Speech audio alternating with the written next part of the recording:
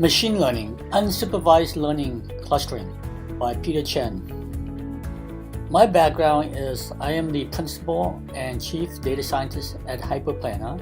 I have 20 years industry experience, including quantitative investment management, startups both in Silicon Valley and elsewhere in California, retail, analytics, consulting, software, and energy industry.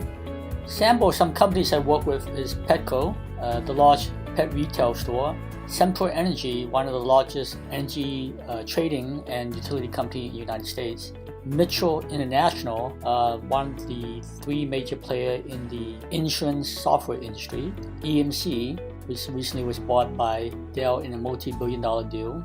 They do virtualized cloud offering and storage. Vistage, which is a chief executive consulting company. I have been in analytics and data science consulting across a number of industries with many different types of clients.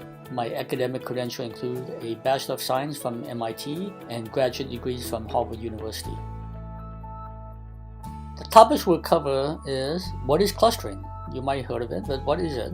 And some examples including the k-means clustering algorithm, the Gaussian Mixture Models, hierarchical clustering, methods of selecting the number of clusters, evaluating the quality of the cluster using silhouette plots, and some application in industry. What are the prerequisites for this class? Python programming will be used extensively, so you must be able to understand and read basic Python code, know the pandas library, NumPy, matplotlib libraries. Some of this foundational stuff is covered in other courses offered through a similar track at Experify.